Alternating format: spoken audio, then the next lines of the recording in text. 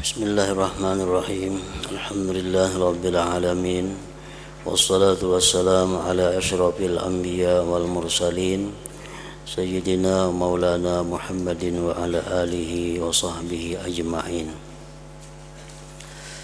Qala al-musannif al-imam hujjatul Islam Abu Hamid Muhammad bin Muhammad al-Ghazali rahimahullah wa nafa'ana bi ulumihi. Wa qad dzakarna fi kulli wahidin min hadhil ahwal kitaban mufrada yusta'anu bihi ala tafsilil fikir.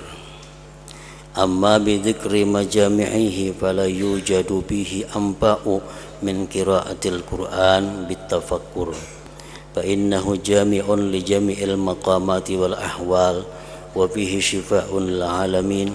Wa fihi ma yurisul khawfa wal raja'a was sabra was syukra wal mahabbata was syauqa wa sa'iral ahwal. Wa fihi ma yazjuru an sa'iris sifatil madhmumah. Fayambagi an yaqra'ahul abdu wa yuraddidal ayat allati huwa muhtajun ila tafakkuri fiha marratan ba'da ukhra walau mi'ata marrah. Faqira'atu ayatin bitafakkurin wa fahmin khairun min khatmatin bighairi tadabburin wa fahmin. Falitawaqqaf bita'ammul fiha walau lailatan wahidah. Fa inna tahta kulli kalimatin minha asrarun la tanhasir wa la yuqafu 'alaiha illa bidaqiqil fikri an safa'il qalbi ba'da sidqil muamalah ila akhir. Makna daripada kalamul Imam Al-Ghazali rahimahullah wa nafa'ana bi ulumih. Dan telah kami sebutkan tentang masing-masing dari keadaan-keadaan ini, ahwal seperti ikhlas, seperti keadaan mahabbah cinta kepada Allah, ridha kepada hukum-hukum Allah. Itu sudah disebutkan oleh Imam Ghazali dalam kitab yang tersendiri yang dengannya diperoleh pertolongan kepada menguraikan pikir. Nah, di situ dijelaskan mengenai uraian-uraian di mana dengan uraian itu merupakan jalan daripada tafakkur.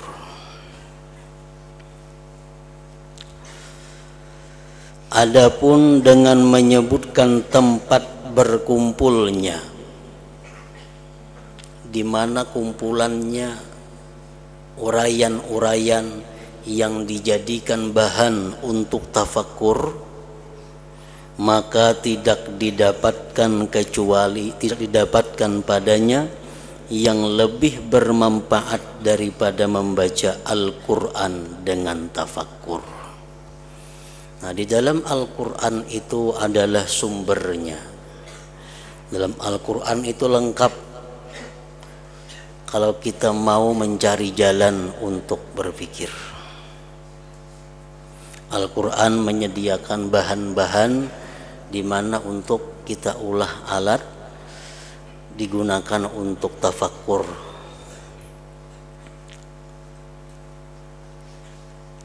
Sesungguhnya itu adalah Al-Quran tadi penghimpun bagi semua makam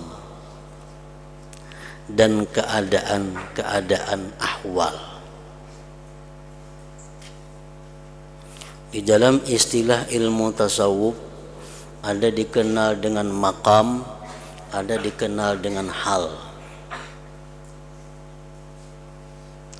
Maqam itu menurut sebagian ulama tasawuf, maqam itu adalah sesuatu yang kita peroleh dengan usaha atau ikhtiar kita. Seperti tobat. Nah, tobat itu maqamut taubah, maqam tobat. Nah, makam tobat itu adalah sesuatu makam yang kita usahakan keberadaannya. Kalau kita kada berusaha untuk tobat, kita kada akan tobat. Setelah kita berusaha dengan susah payah, lalu kita tobat, nah kita ngarannya mendapatkan maqamut taubah. Nah, sedangkan hal itu menurut sebagian ulama tasawuf artinya adalah sesuatu yang tidak didapat dengan usaha kita, tetapi itu semata-mata hadiah dari Allah kepada kita karena kita sudah mampu mendapatkan satu makam. Nah, kita berusaha dengan susah payah, dengan sungguh untuk bertobat, akhirnya kita bisa bertobat. Nah, maka kita ngarannya berada di makam tobat. Maka Allah akan memberikan kita hadiah. Hadiah Allah itu disebut adalah hal. Kalau kita tobat, benar-benar tobat, kita menduduki maqamut taubah, Allah akan memberikan kita hal. Apa ngaran halnya? Halul mahabbah, hal mahabbah, cinta kepada Allah. Nah, orang-orang yang tobat, benar tobatnya, otomatis dalam hatinya itu ada cinta kepada Allah Subhanahu wa ta'ala. Nah, cinta itu disebut ngarannya hal. Nah, di dalam Al-Quran itu dijelaskan, diuraikan tentang makam-makam. Al-Quran bicara mengenai tobat, Al-Quran bicara mengenai tentang mahabbah dan lain sebagainya. Dan padanya Al-Quran ada obat bagi semesta alam. Dalam Al-Quran ada obat. Allah menerangkan, wa nunazzilu minal Qur'an ma huwa shifaa'un wa rahmatun lil mu'minin. Wa nunazzilu minal Qur'an ma huwa shifaa'un wa rahmatun lil mu'minin. Kami turunkan sesuatu pada Al-Qur'an itu penyembuh dan rahmah bagi orang-orang yang beriman.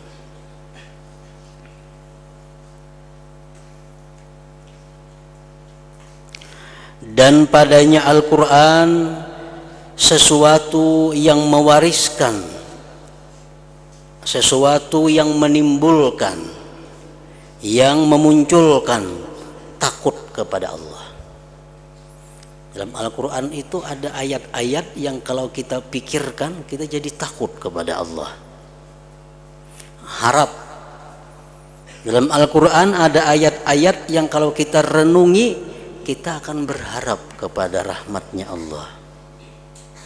Di dalam Al-Quran ada bicara mengenai sabar, syukur, mahabbah, cinta, rindu, dan keadaan-keadaan lainnya.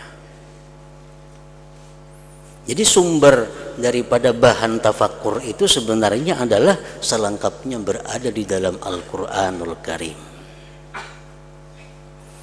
Kita ambil contoh. Di dalam Al-Quran disebutkan, wa amma man khaffat mawazinuhu fa ummuhu hawiyah wa ma adraka ma hiya narun hamiyah. Nah, ini ayat, beberapa ayat. Kalau kita merenungi ayat ini dengan benar-benar perenungan, maka pasti timbul di dalam hati kita itu perasaan takut, perasaan khawatir menghadapi hari akhir. Al-Quran menjelaskan, wa amma man khaffat mawazinuhu fa ummuhu hawiyah. Surah yang seringkali kita baca. Adapun orang-orang yang ringan, orang-orang yang ringan timbangan kebajikannya. Nah, ini orang amalnya ditimbang, amal baik, amal jahat. amal baiknya ringan sehingga amal jahat menguasai. Dihitung-hitung kalah amal kebaikan dengan amal jahat, walaupun kalahnya satu. Amal jahat lebih menang dari amal kebaikan walaupun sedikit. Fa ummuhu hawiyah, maka orang ini kembalinya kepada hawiyah. Tahukah engkau apa itu hawiyah? Narun hamiyah, neraka yang panas. Nah, kalau kita merenungi ayat ini dengan benar-benar perenungan, kita akan waspada, kita akan takut bagaimana nasib kita nanti di akhirat waktu ditimbang amal itu. Mana nang menang, mana nang kalah. Kalaunya amal kebaikan kita kalah walaupun sebiji kalahnya, maka kita akan dikembalikan kepada neraka hawiyah. Nah, jadi ayat Quran ini merupakan bahan daripada untuk bertafakur, untuk berpikir.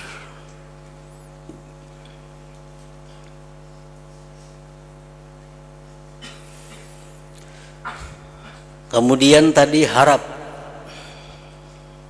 Di dalam Al-Quran banyak ayat-ayat yang bila kita baca, kita renungi, hati kita jadi berbunga-bunga, hati kita jadi bahagia, hati kita berharap masuk dalam golongan itu.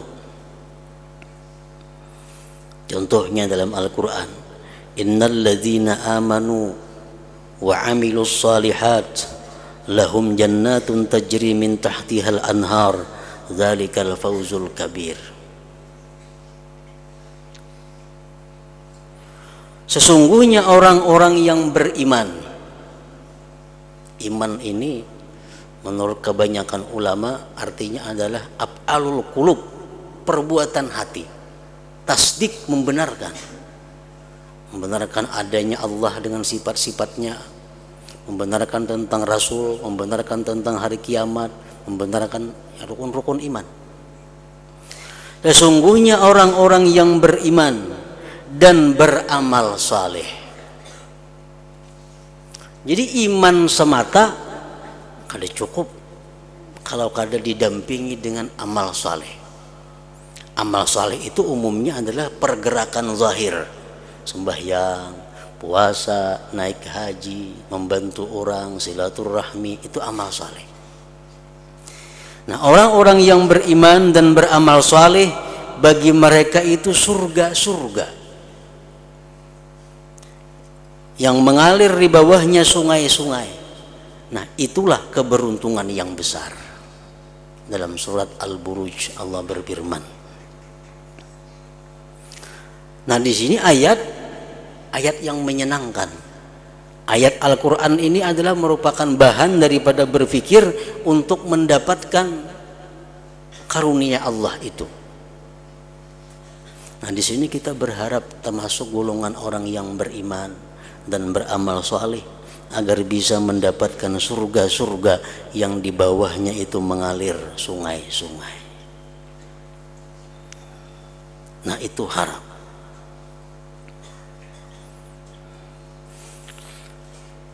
Kemudian selanjutnya sabar.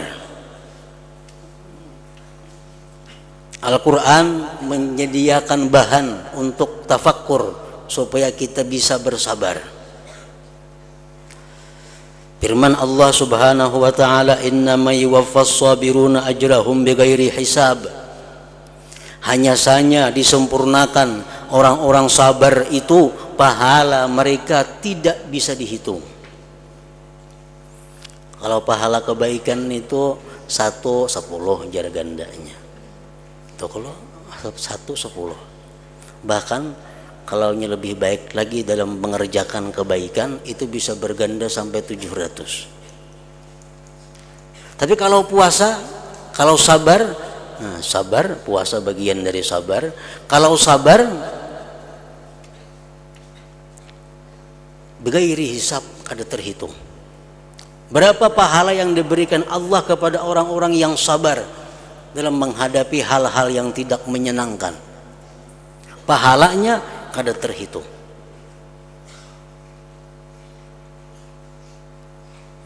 Firman Allah lagi, wasbiru innallaha ma'as sabirin. Sabarlah kalian, sesungguhnya Allah itu bersama orang-orang yang sabar.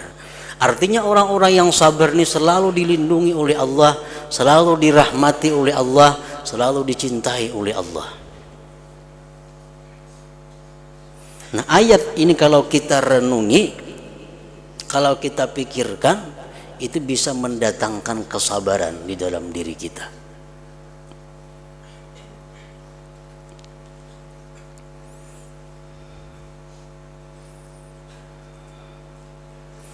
Selanjutnya syukur. Bagaimana kita merenungi syukur? Al-Quran menyediakan bahannya.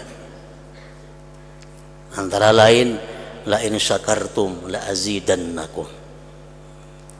Kalau kalian syukur terhadap nikmat-nikmatku, aku tambah nikmat-nikmat itu. Secara ringkas, syukur itu adalah kita mengakui bahwa segala nikmat yang ada ini dari Allah. Nah, meyakini bahwa nikmat-nikmat yang ada pada kita ini dari Allah. Dan membuahkan syukur itu adalah menggunakan nikmat ini di jalan yang diridhai Allah. Nah, itu syukur. Firman Allah tentang syukur lagi, la yaf'ama yaf'alullah bi'adzabikum in syakartum wa amantum. Allah tidak akan mengazab kalian jika kalian itu bersyukur dan beriman. Nah, timbul pemikiran, timbul perenungan tentang syukur. Bagaimana aku bisa mendapatkan syukur ini? Selanjutnya sabar, syukur, mahabbah. Mahabbah, rindu, cinta kepada Allah.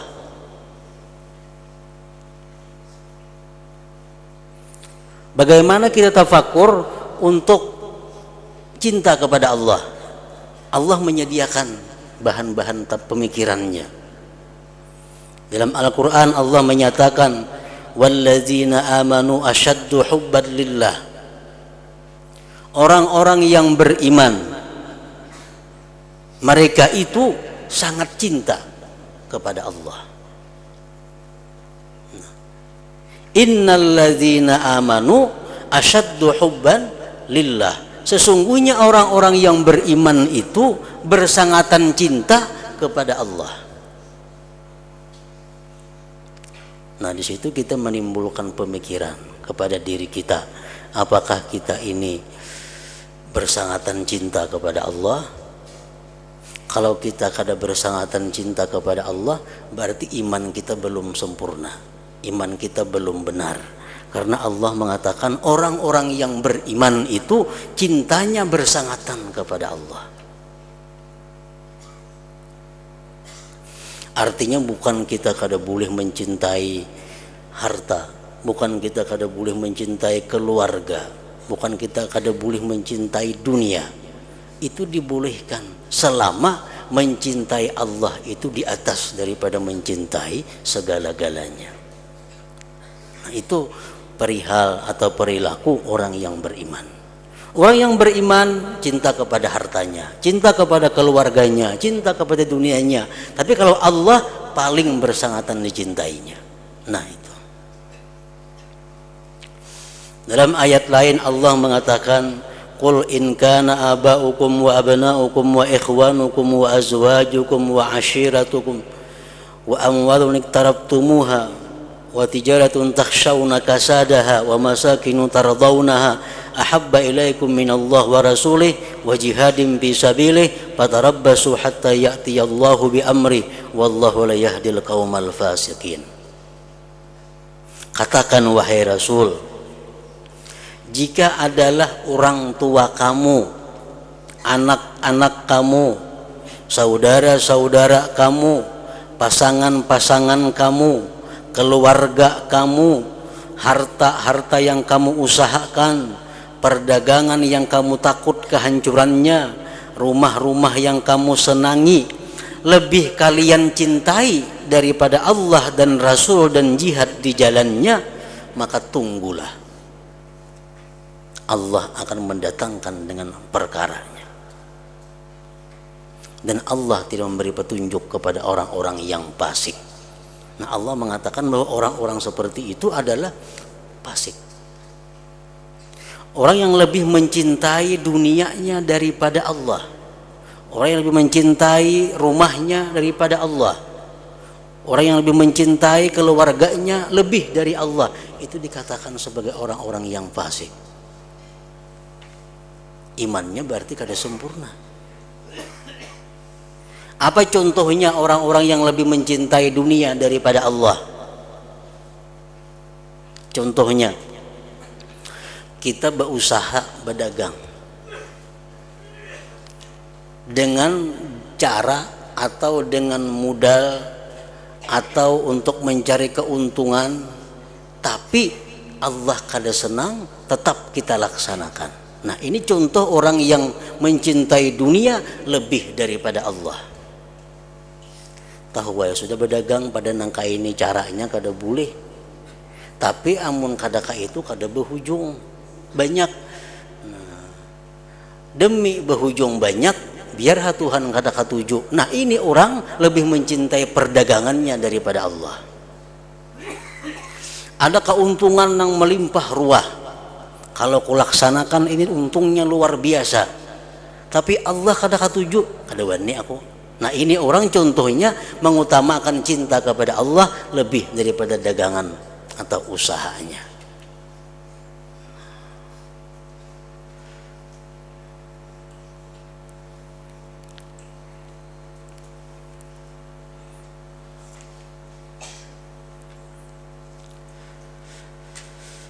Rasulullah sallallahu alaihi wasallam beliau seringkali berdoa kepada Allah, Allahumma ja'al hubbaka ahabba ilayya min nafsi wa ahli. Allahumma ja'al hubbaka ahabba ilayya min nafsi wa ahli. Ya Allah, jadikanlah cinta kepada Engkau itu lebih kepadaku daripada mencintai keluarga dan diriku. Artinya mencintai diri kada dilarang, mencintai keluarga kada dilarang, asalkan mencintai Allah lebih daripada itu.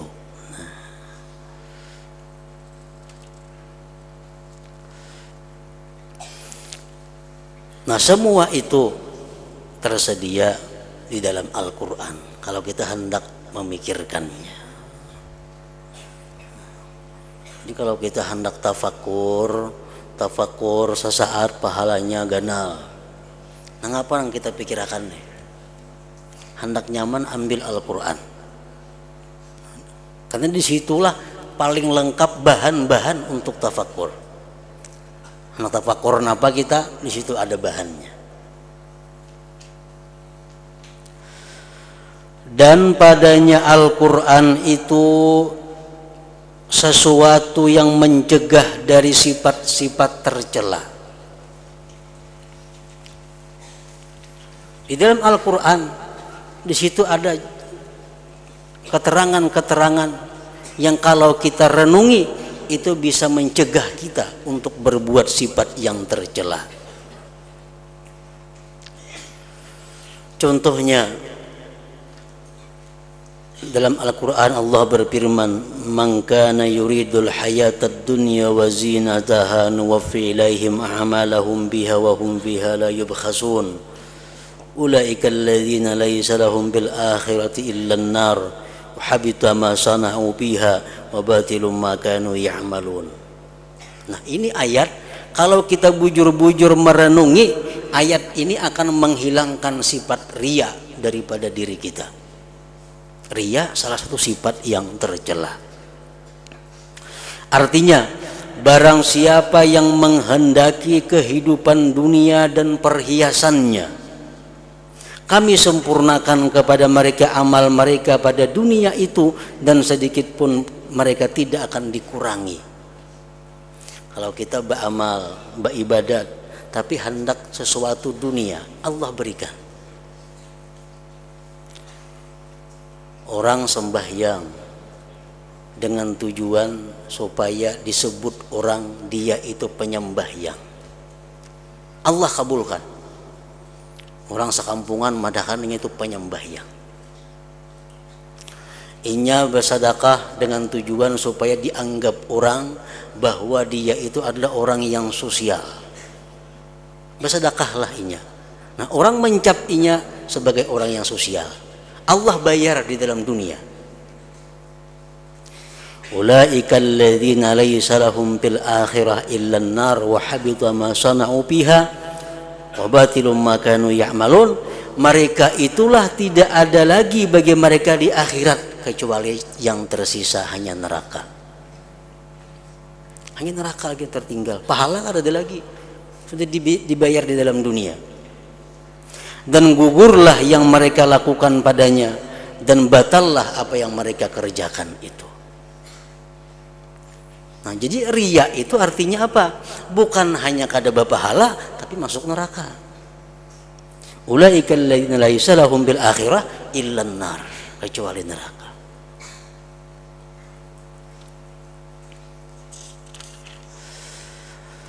Maka semestinya seorang hamba membaca Al-Quran dan mengulang-ulang ayat yang diperlukan berfikir padanya berkali-kali, walaupun 100 kali.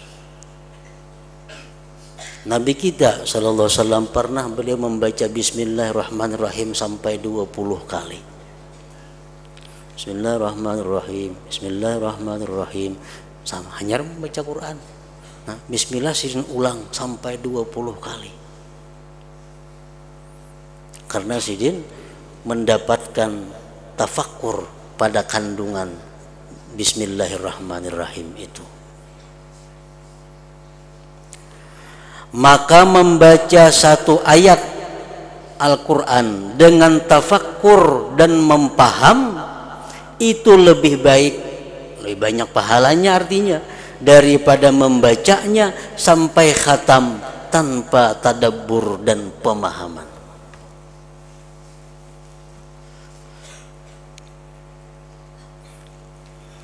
Baca Quran seayat, tapi litihi terjemahnya. Dengan terjemah lalu paham. Nah, paham lalu dipikirkan.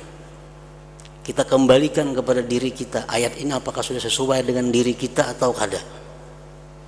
Nah, kalau cara membaca Quran seperti itu, satu ayat lebih besar pahalanya daripada sakhatam Quran tapi baca melulu kada mengerti artinya, apalagi mentafakkurkan maknanya.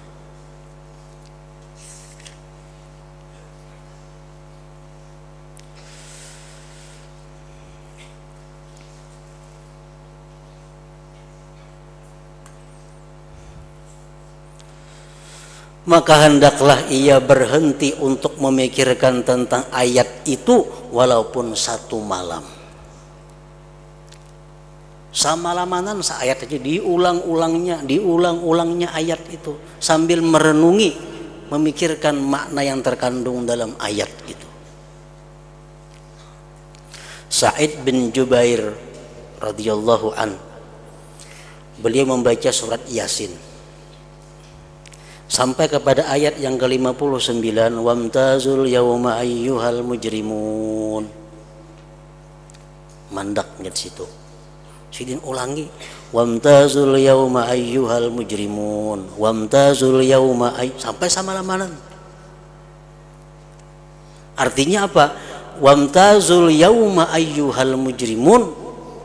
Ini Allah nanti di akhirat berseru, berpisahlah pada ini hari, berbidaklah pada ini hari ya Tuhan, hai orang-orang yang berdosa, hai orang-orang yang durjana.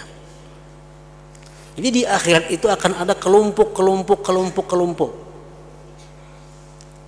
Namun di tempat kita kada membedakan Di mana aja kalau berkumpulan, orang baik ada, orang zalim ada, maling ada, perampok ada, peminum ada, bisa tak kumpulan dalam satu majelis.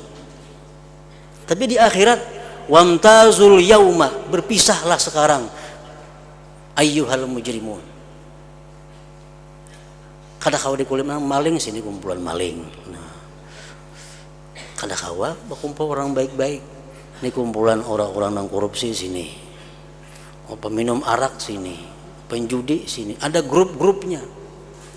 Nah, begitu beliau membaca ayat ini, beliau ulangi sampai samalaman.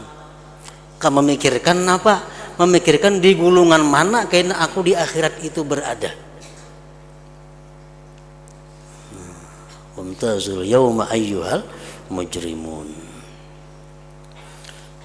Rasulullah sallallahu alaihi wasallam pun pernah satu malam suntuk membaca Al-Quran, tapi hanya satu ayat yang sidin ulang-ulangi.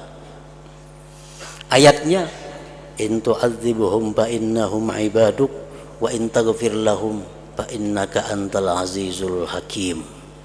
Surat Maidah 118. Nabi baca ayat itu sidin pikirkan, in tu'adzibuhum fa innahum ibaduk.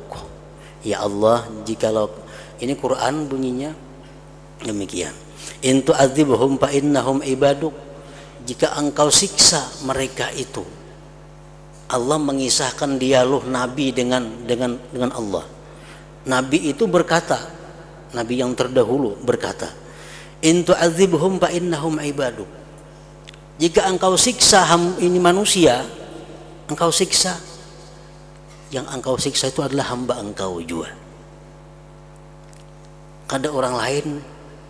Jika engkau menyiksa mereka, orang-orang yang durjana, orang-orang yang fasik, engkau siksa, mereka itu hamba engkau juga.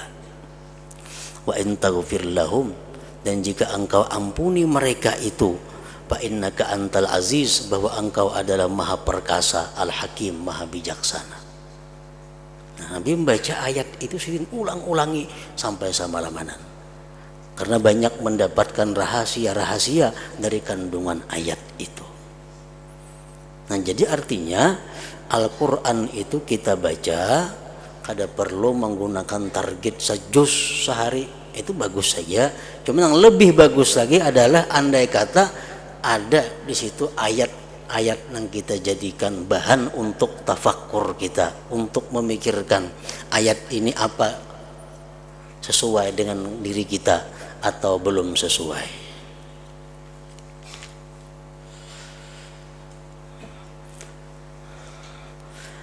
Karena sesungguhnya di bawah setiap kalimat Al-Quran itu ada rahasia-rahasia yang tidak terbatas dan tidak dihentikan, diketahui atasnya kecuali dengan fikir yang halus dan kemurnian hati setelah benar muamalah beramal kepada Allah.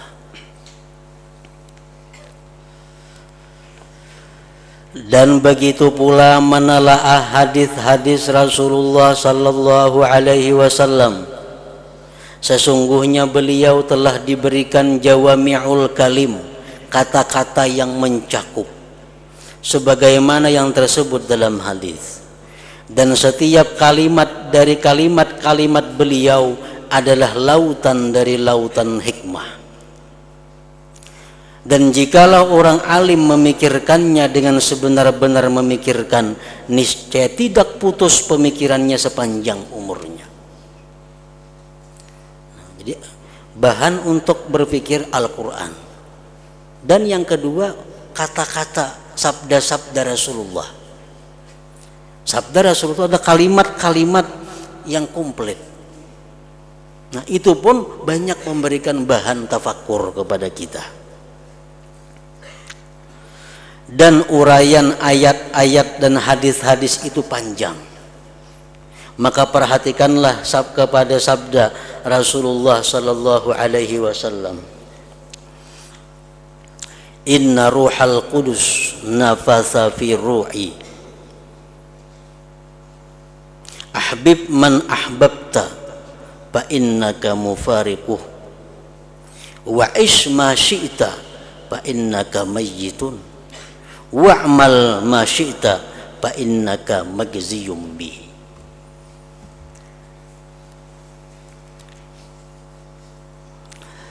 Artinya, sesungguhnya Ruhul Kudus Jibril telah meniupkan di dalam hatiku, cintailah orang yang kamu cintai, karena sesungguhnya kamu akan berpisah dengannya. Silakan hanya mencintai siapakah, tapi kita pasti akan berpisah dengan orang yang kita cintai itu. Makin kita sangat mencintai, waktu kita mati makin sangat sakit kita. Nah, jadi silakan hanya mencintai, cuma ingatkan bahwa kita ini pacang berpisah. Jangan sampai cinta itu membuat kita sakit waktu berpisah itu. Nah, kalau kita cintanya ada seberapa lawan benda atau lawan seseorang, hilang orangnya, ada seberapa juga sedihnya, ada seberapa juga sakitnya. Tapi kalau orang itu sangat kita cintai, benda itu sangat kita cintai, begitu kita berpisah akan sangat juga sedihnya, menderitanya. Nah, jadi silahkan cintai siapa-siapa, tapi ingat bahwa kamu akan berpisah. Mau kada mau, imma kita memisahi atau inya yang memisahi kita, pasti berpisah. Dan hiduplah menurut apa yang kamu kehendaki. Nah, kayak apa hidup? Hiduplah kamu, maka sesungguhnya kamu akan mati. Dan berbuatlah menurut apa yang kamu kehendaki. Silahkan hendak jadi maling, silahkan hendak jadi orang ahli ibadah, silahkan hendak jadi orang penuntut ilmu, silahkan berbuatlah menurut apa yang kamu kehendaki. Tapi ingat, maka sesungguhnya kamu akan dibalas karenanya. Ingat bahwa balasan di akhirat sesuai dengan apa yang kita kerjakan di dalam dunia. Sesungguhnya kalimat-kalimat ini menghimpunkan hikmah-hikmah, mutiara-mutiara orang-orang yang terdahulu dan orang-orang yang kemudian. Dan itu cukup bagi orang-orang yang memikirkan padanya sepanjang umurnya. Karena jikalau mereka mengerti makna-maknanya dan menguasai atas hati mereka dengan kekuasaan keyakinan, niscaya itu menenggelamkan mereka. Dan demikian itu menghalangi antara mereka dan antara berpaling, berhadap maksudnya kepada dunia secara keseluruhan. Orang-orang yang bujur-bujur merenungi hadis Nabi yang sebutin tadi aja, nah pasti dia akan bersungguh-sungguh menghadap akhirat dan berpaling daripada menghadap dunia.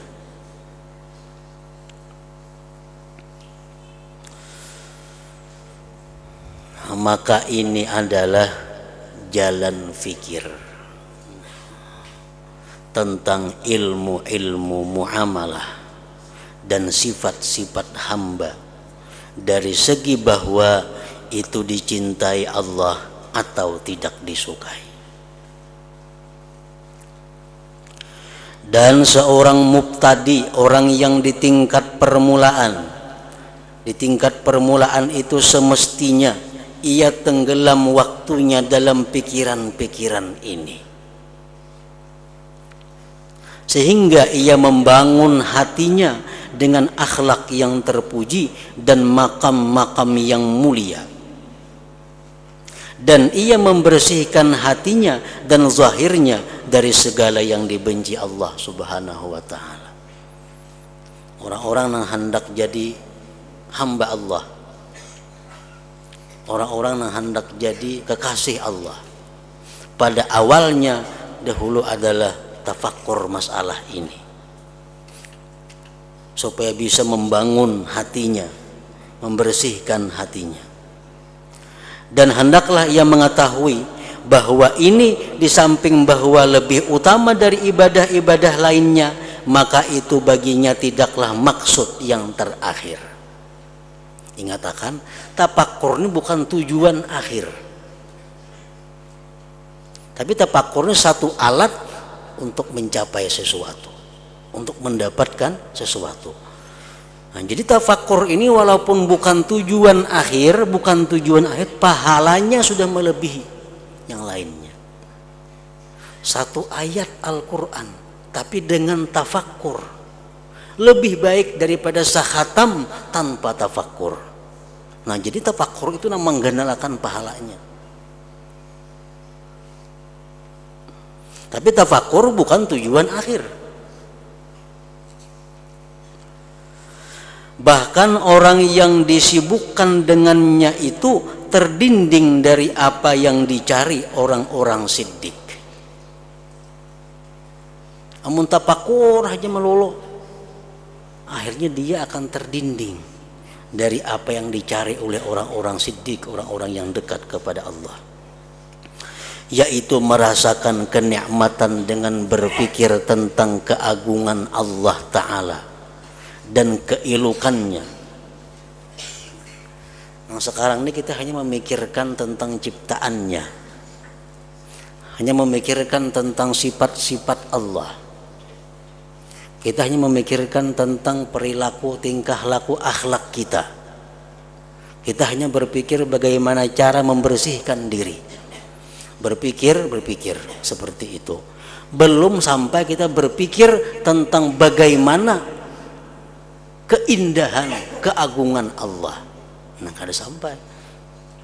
Kalau sudah kita berpikir kepada keagungan dan keindahan Allah, itu merupakan tujuan akhir dari orang-orang siddiq. Berpikir tentang keagungan Allah Ta'ala dan keelukannya dan tenggelamnya hati di mana ia fana dari dirinya. Nah, kalau orang itu sudah bisa memikirkan bagaimana indahnya itu Allah, dia kadang akan merasa lagi keberadaan dirinya. Itulah puncak daripada kelezatan ibadah. Yakni ia melupakan dirinya, keadaan-keadaannya, kedudukan-kedudukannya, dan sifat-sifatnya. Maka menjadi orang-orang yang tenggelam cita-citanya dengan yang dicintai, seperti orang yang rindu, yang kacau pikirannya ketika berjumpa dengan kekasihnya.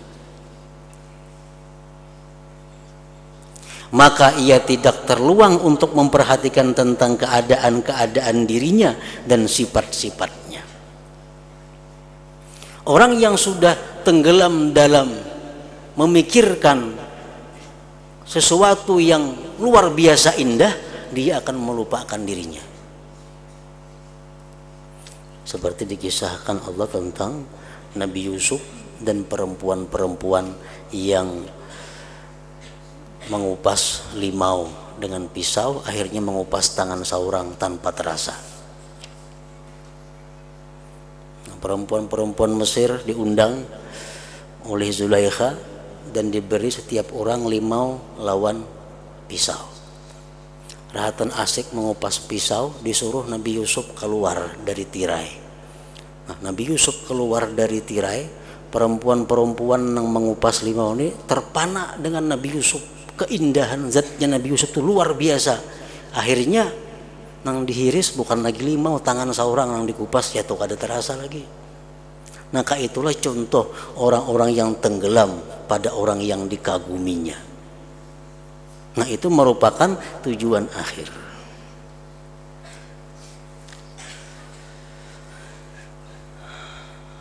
Bahkan ia tetap seperti orang yang tercengang, yang lalai dari dirinya. Nah, orang-orang siddiqin kalau mereka tafakur tentang keindahan Allah, tafakur tentang keagungan Allah, mereka akan hilang daripada dirinya. Yang ada hanya Allah Subhanahu wa Ta'ala. Dan itulah puncak kelezatan orang yang sangat rindu. Nah, maka adapun apa yang telah kami sebutkan, maka itu adalah tafakkur tentang pembangunan batin.